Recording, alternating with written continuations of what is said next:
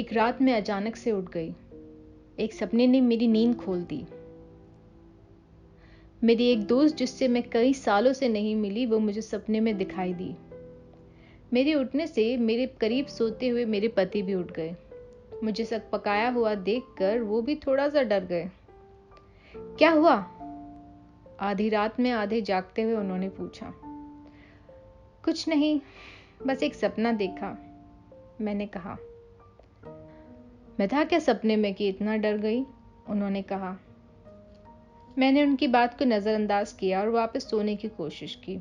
वो भी सो गए, पर मुझे नींद ही नहीं आ रही थी। सुबह उठकर दिन वैसा ही चला। दोपहर होते हुए भी सपना मेरे दिमाग में कांच की तरह साफ था, मानो मेरे जहन में बार बार दोहरा रहा हो कोई। नज़र के सामने बार बार मेरी दोस्त की तस्वीर आ रही थी, नेहा।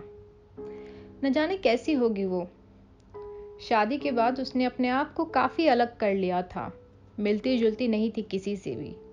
फ़ोन का, मैसेजेस का, किसी का जवाब नहीं देती थी।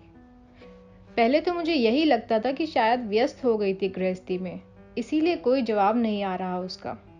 मगर धीरे धीरे साल गुजरते गए और उससे बात या मुलाकात करने के सब रास्ते बंद होते गए। मैंने भी हार मानना शुरू कर दिया। और सच बात तो ये है कि गुस्सा भी बहुत आता था उस पर कि इतनी अच्छी दोस्ती थी, उसका ये सिला दिया उसने कि बातचीत तक खत्म कर दी। मैं अपने ख्यालों में ही थी कि दरवाजे की घंटी बजी। आई, मैंने चिल्लाकर कहा और घड़ी की तरफ देखा। 7 कब बज गए? मेरे मुंह से निकला दरवाजा खोलते हुए।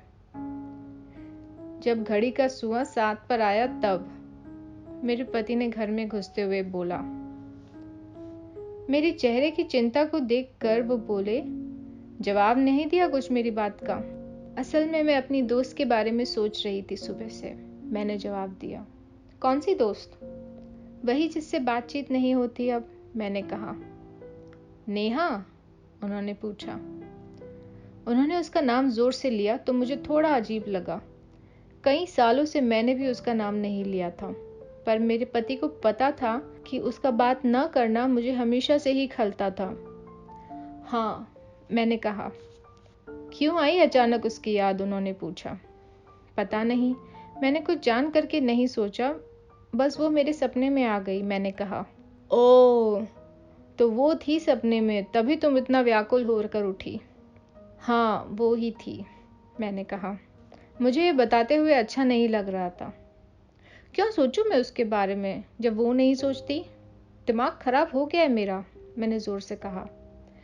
नहीं, ऐसा मत सोचो। तुम लोग अच्छे दोस्त थे किसी जमाने में, याद तो आ ही जाती है, मेरे पति ने कहा। तुम उसे कॉल क्यों नहीं कर लेती? उन्होंने कहा। क्यों करूं? मैंने चिढ़कर कहा। अरे ऐसे ही कर लो। पिछली बार तुमने कब कोशिश की थी उससे बात करने की? उन्होंने चाय पीते हुए कहा। 6 साल हो गए, मैंने जवाब दिया।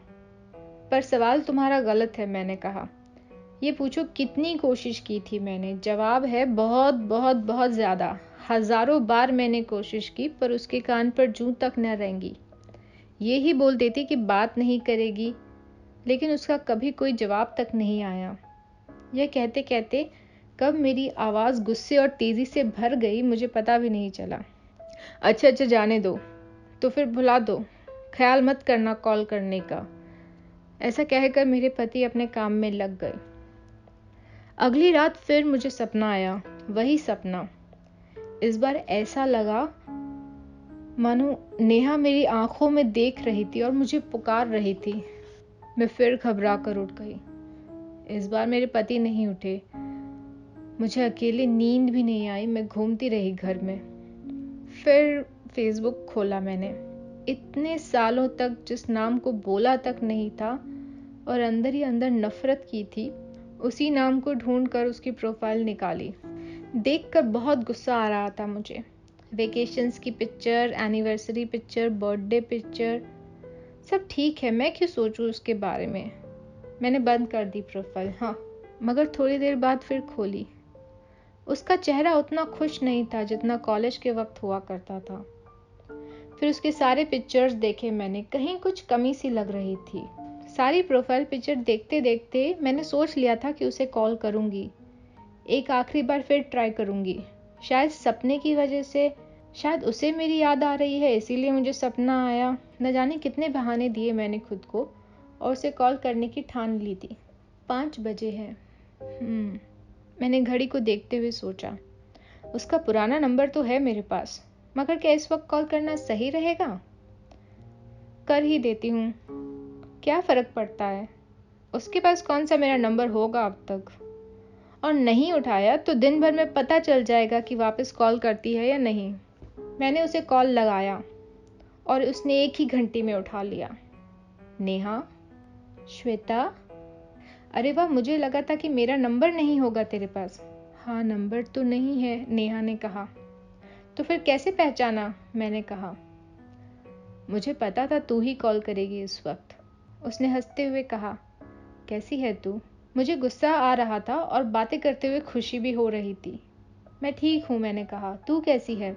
मुझे पता है तू मुझसे नाराज है कि इतने साल मैंने तुझसे बात नहीं की, पर मेरे हालात कुछ ठीक नहीं थे, नेहा ने कहा। क्यों, क्या हुआ?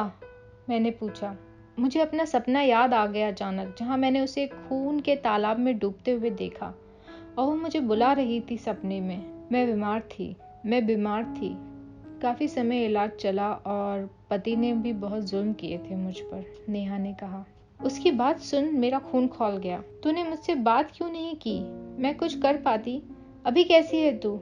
मैं अभी आती हूँ वहाँ। तू मुझे बता तेरा पता। बस मैंने इसीलिए तुझे नहीं बताया, क्योंकि मुझे पता था कि कोई आए या न आए तू जरूर आएगी। मगर सुन, अब सब ठीक है।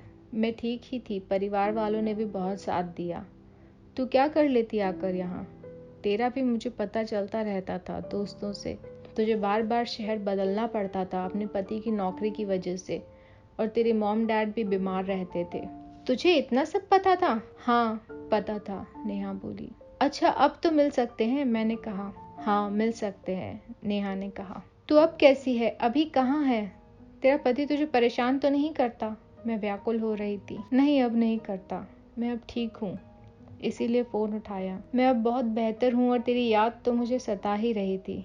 अच्छा है कि बात हो गई, नेहा ने कहा। तू पता दे अपना, मिलते हैं। हाँ। अच्छा सुन, मैं रखती हूँ। तुझसे बात हो गई, तू अपना ध्यान रखना और खुश रहना, नेहा बोली। हाँ, ऐसा क्यों बोल रही है? फिर से बात न करने का इरादा तो नहीं? और हम दोनों खूब हंसे।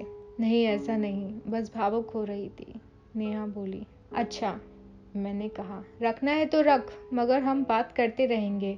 और तू अपना एड्रेस मुझे भेज जरूर। हाँ, भेजती हूँ। चल बाय। मुझे लाइन कटने की आवाज आई। इतने में पीछे से मेरे पति उठकर आ गए। क्या हुआ? बॉयफ्रेंड से बात कर रही थी क्या? उन्होंने मुस्कुराते हुए कहा।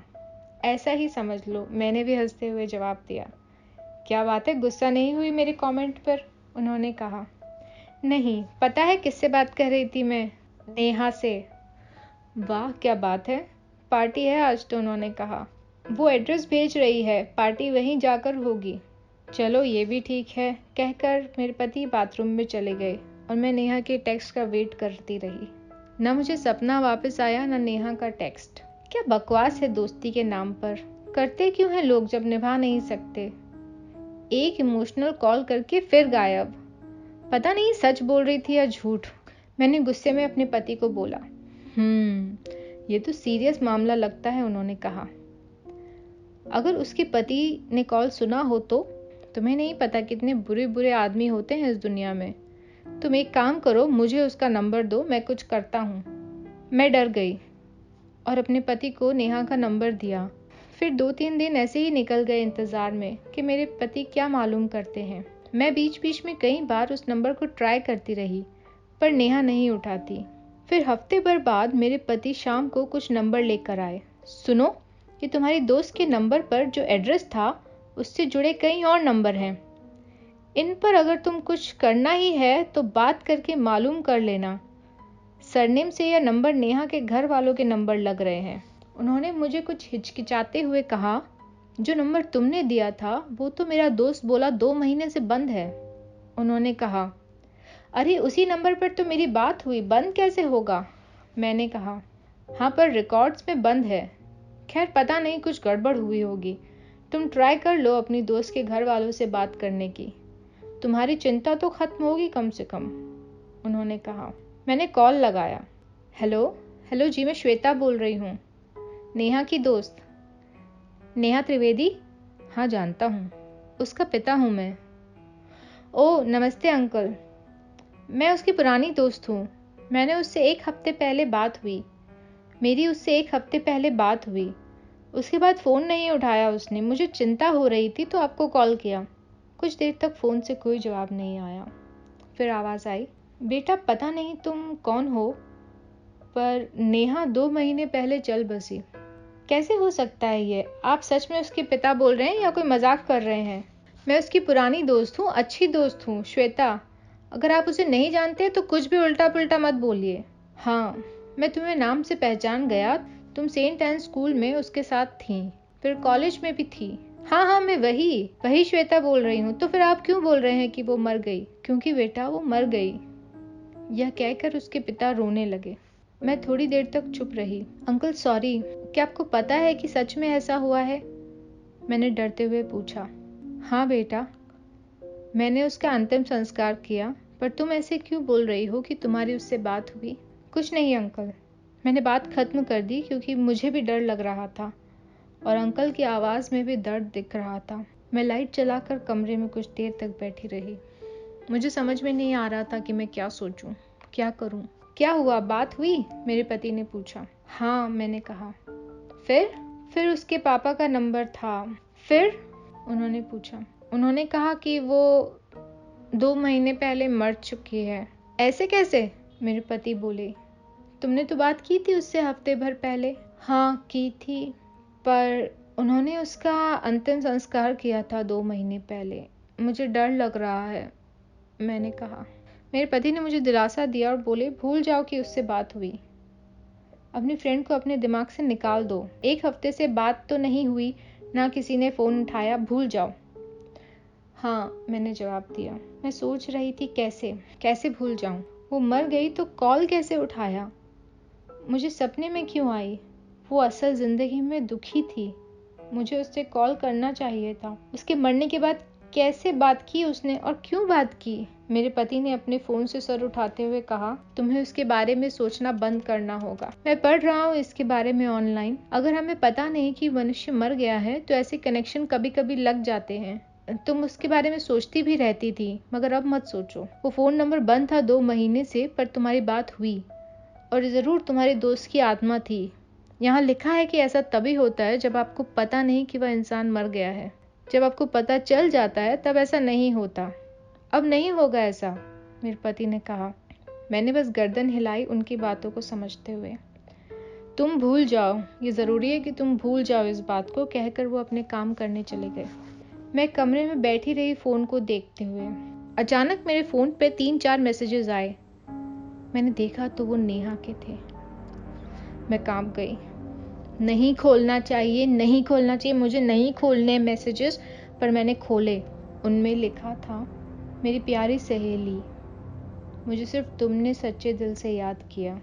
जब से शादी हुई, सिर्फ एक बात की वजह से मेरे पति ने मेरी ज़िंदगी बर्बाद कर दी थी। मैंने कई बार कहा कि मेरा कोई बॉयफ्रेंड नहीं है, पर उन्होंने तेरे करे मजाक को सीरियसली ले लिया था।